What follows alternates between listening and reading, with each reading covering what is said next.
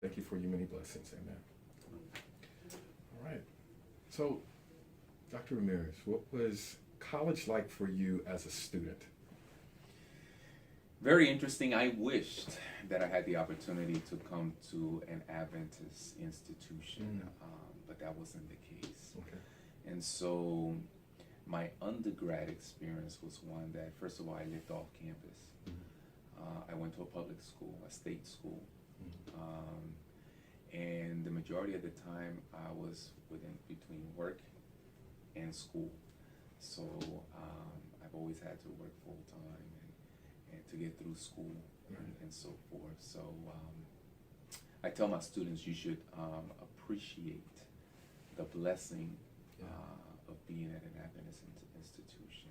I wish I had that opportunity, but it allowed me to have the experience of and the opportunity to get educated, the experience to do many other different things. But if I had a choice, I would have preferred to be at an Adventist institution. So, tell me about grad school. So, as soon as I completed my undergrad, I went straight into grad school. Okay. And I was able to do sufficiently well to enter what we call in social work the Advanced Standing Program, which allowed me to do full-time work for one academic year and complete my master's in social work. Okay. And so I did that upon graduating from my undergrad at the same institution. So I did my undergrad and my grad immediately after. What brought you to Oakwood? So when I graduated from my graduate program, I went straight into the workforce, and I worked for 10 years, gathered experience in the social work field in a variety of areas. I did school social work, community mental health. I was an officer of the court in the state of New Jersey, as I was a probation officer. And then I wanted to give back.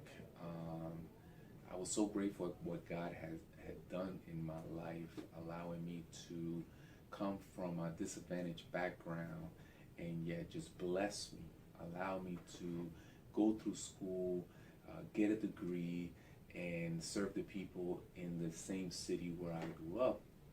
And then I also wanted to say, what else can I do? I asked myself, what else can I do to give back to the Lord for what He has done for me? So what happened was, someone came to me with an opportunity, encouraged me to get my doctorate degree, and I did that. And I told the Lord, I said, I'm going to leave my comfortable state position, making a very good salary, and I'm just going to go back and give back to you. And so one of the desires that I always had was to teach at an Adventist institution. I was fortunate that when I made the decision to apply, I had an offer from La Sierra University, Southern Adventist University, and I wanted to stay closer to the East Coast, so I chose Southern Adventist University. Okay. So I was there, taught there for a few years, was the director of the social work program, and then the call came to come to Oakwood University, Right. And it was a smooth transition. Met with the President Baker at that time, and just started teaching here. What research are you doing that most excites you now? Research that I'm currently engaged in and working with my colleagues is kind of related to research I did in my dissertation, which was school bullying.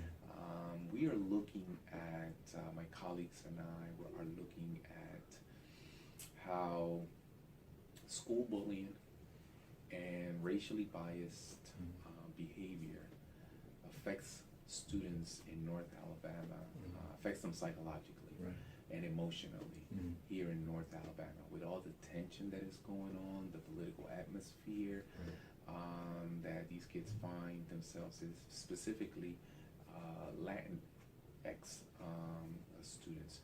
We want to look to see how, again, bullying, racially biased behavior affects them emotionally and psychologically. How has your work as a faculty member helped you spread the gospel? It's opened doors. There's a lot of need in our church, and it has allowed me the opportunity to serve in various capacities. I'll just give you a couple of examples. Yes. So this past weekend, I went to a church in Mississippi. Actually, it was a district that came together for this event, and I gave them 3 topics on depression.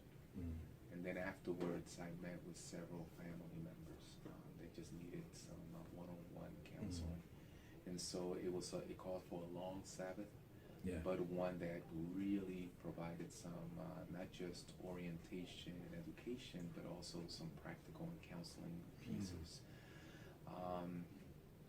3 weeks before that, I went to Mexico, and the church out there just wanted me to do a family seminar program for them, family enrichment program.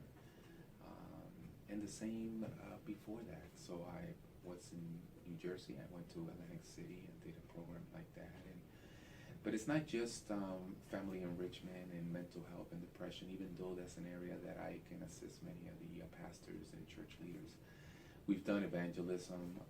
We focused. I was in Puerto Rico. I went to other places where I've also been able to do stewardship in other areas. So I tell my students all the time, you prepare yourself to provide a service to the community, and included in that community is the church.